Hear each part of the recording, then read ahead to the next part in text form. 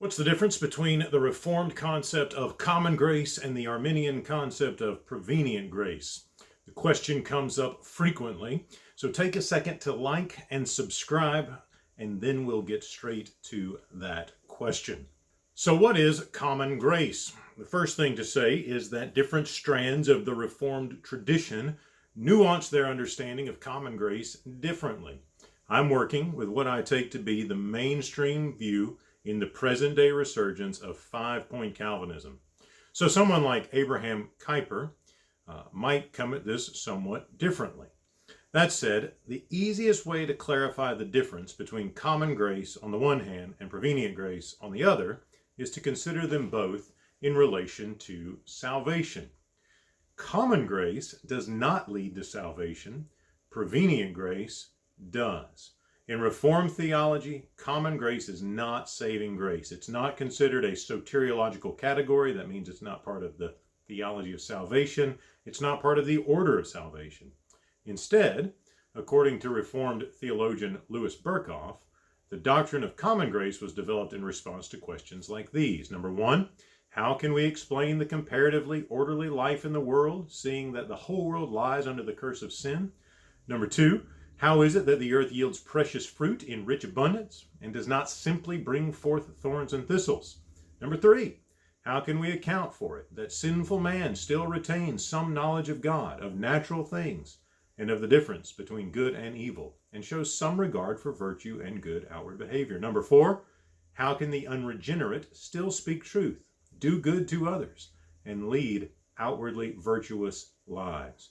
Those questions are articulated in Berkhof's Systematic Theology, key text in the Reformed tradition. In short, the question is, how can sinful people who live in a fallen world do anything good or virtuous? The answer from the perspective of Reformed theology is common grace. Here's Berkhof one more time. Common grace, he says, number one, curbs the destructive power of sin. Number two, maintains in a measure the moral order of the universe, thus making an orderly life possible. Number three, it distributes in varying degrees gifts and talents among men. And number four, it promotes the development of science and art. And number five, showers untold blessings upon the children of men. Again, that's his systematic theology. So we might say that common grace is that which keeps the effects of sin in check to some degree and makes possible human culture and civilization. It's essential, however, to understand that in Reformed thinking, common grace is distinct from special grace or particular and saving grace, electing grace. Common grace does not save people from condemnation. In contrast, special grace, electing grace, necessarily effects the salvation of the elect to whom it is given. Berkhof points to several further distinctions between common grace and special grace. Common grace, he says, is given indiscriminately to all. Special grace is limited to the number of the elect. Common grace never removes the guilt incurred by sin. Special grace always removes that guilt. Human nature. Common grace does not renew human nature. The inner person. Special grace. Common grace is resistible. Special grace is irresistible. Special grace is irresistible. That brings us to the question, what is prevenient grace? And it may be helpful to begin with the observation that while common grace is not considered saving grace in Reformed theology, prevenient grace in Arminian theology is part of the order of salvation and may very well lead to salvation, though not necessarily so. In Arminian thinking, prevenient grace is simply a way of talking about the work of God in a person's life that precedes conversion and prepares that person to freely receive the gospel. In Reformed thinking, common grace is not part of the order of salvation. In Arminian thinking, prevenient grace is. At the risk of oversimplifying the order of salvation, prevenient grace leads to justifying grace, which leads to sanctifying grace and then glorifying grace.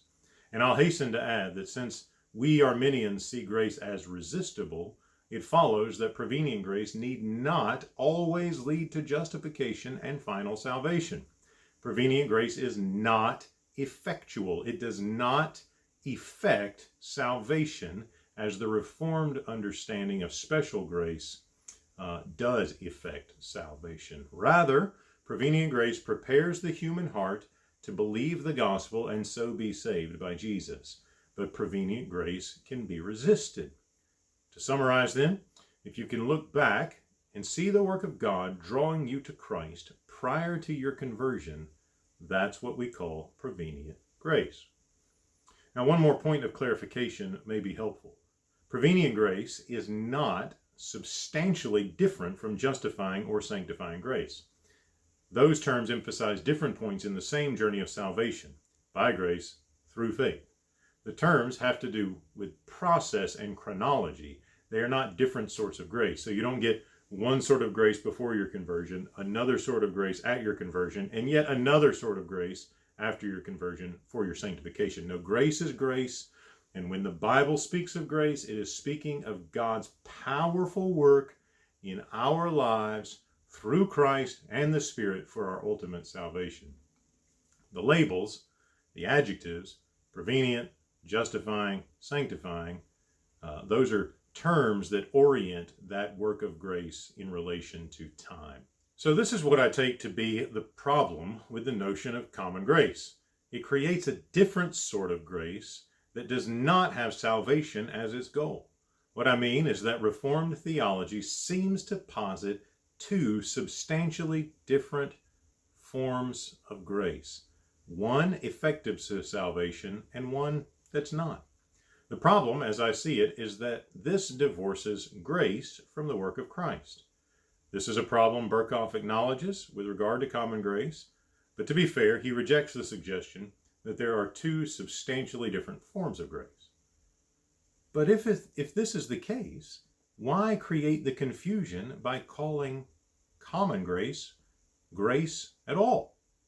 Alternatively, Arminian theology successfully provides a coherent understanding of God's grace. There's only one grace, and it leads to and finds its fulfillment in Jesus, in union with Him for our salvation and for the life of the world. In the end, I think people tend to confuse common grace and prevenient grace because both are oriented toward unbelievers. Otherwise, they have little else in common. They are fundamentally different concepts that address fundamentally different questions. Common grace answers the question of how fallen people can do anything at all, that is not thoroughly wicked. Prevenient grace answers the question of how fallen people can be prepared to respond freely to the gospel of the Lord Jesus Christ. Hey, thanks for watching. If you liked this video, be sure to give it a thumbs up and don't forget to click subscribe and tap the bell so that you will get notifications when new videos are posted.